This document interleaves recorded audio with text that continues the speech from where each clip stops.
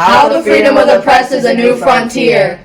Freedom of the press is the most important part of democracy. Without a free press, a democracy cannot exist.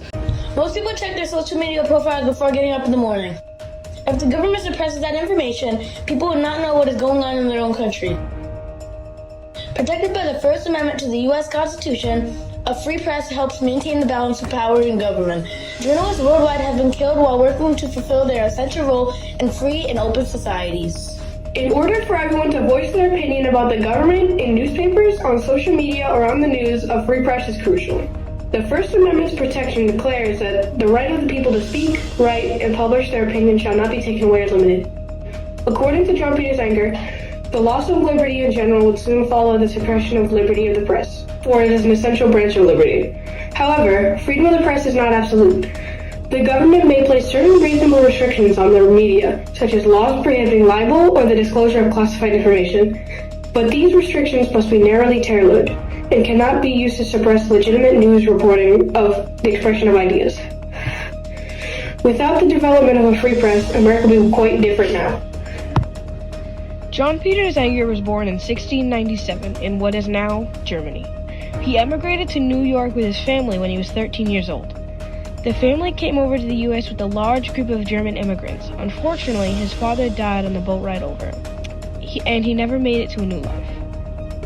Zenger's mother was now in charge of the family, and so within a year, Zenger was sent to work under pioneer printer William Bradford.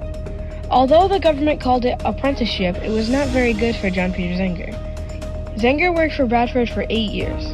When he was done, he left for Maryland, but returned 2 years later, where he would spend 7 years printing religious pamphlets. After that, he started a controversial newspaper called the New York Weekly Journal. Many journalists contributed articles to the New York Weekly Journal, which were very critical of Mayor William Cosby. The articles accused the mayor of ruling without the consent of the people. Because of this, Mayor Cosby sued the paper and Zenger for libel. Zenger spent 10 months in jail before finally getting a trial. The public was also very interested in the trial, and it was somewhat sensational, like the Johnny Depp and Amber Heard trial. Everybody wanted to know how it ended. The difference between back then and now is that the charge of libel did not mean what it means today. Today, it means some publishes or says something that is false to do harm to another person. Back in Zenger's time, it was meant to publish anything negative about the government. Also, during Zenger's first trial, his wife kept the printing presses going. This resulted in Andrew Hamilton stepping in to demand Zenger be judged by a jury of the people, who are truly his peers and not paid off. The judge allowed the new jury Hamilton. He was a famous and brilliant lawyer. He argued that the jury should be given a chance to determine whether or not what was published was true or false. If it was true, Hamilton argued, that it would not be libel. His famous quote to the jury was, "It is not a case of one poor printer," he claimed, but a case of liberty. Even though the judge said the jury should convict Zenger, even if what he wrote was true, they released him. The people were excited and cheered in the courtroom. When John Peter Zenger expressed his opinion, there was no U.S. Constitution. In fact, there was no United States. One of the most significant cases happened after the Constitution is the Schneck v. United States case. The Schneck v. United States was a landmark case in American legal history. Decided by the Supreme Court in 1919, the case dealt with the limits of free speech during times of war and established the clear and present danger test as a norm for determining when government restrictions on speech are constitutional. The United States' involvement in World War I and the fear that opposition to the war would harm the country's efforts to win. In response to this concern, Congress passed the Espionage Act of 1917, which made it illegal to interfere with the war effort in any way, including through speech.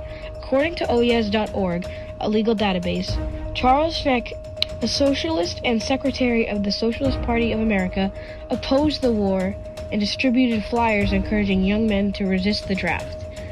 He was arrested and charged with violating the Espionage Act. Schneck argued that his free speech rights were being violated, but the Supreme Court unanimously ruled against him. In its decision, the court held that Schneck's actions presented a clear and present danger to the country's war effort. Therefore, the government had the right to limit his speech. As OES.org reports, The court established that the First Amendment's guarantee of free speech is not absolute, and that the government can restrict speech in certain circumstances, such as when it poses a danger to national security. The Schneck case set an important model for how the government can limit free speech during times of war and other national crises.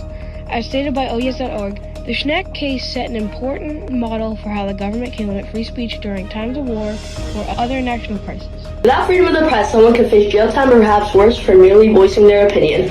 In recent years, there has been growing concern about the state of the press in the United States and around the world. There have been efforts to intimidate and silence journalists, as well as manipulate the media to serve the interests of those in power. It is more important than ever to defend the freedom of the press and ensure that it can play its role in our society. Freedom of the press is a revolutionary right that plays an essential role in developing our government and ensuring our individual rights.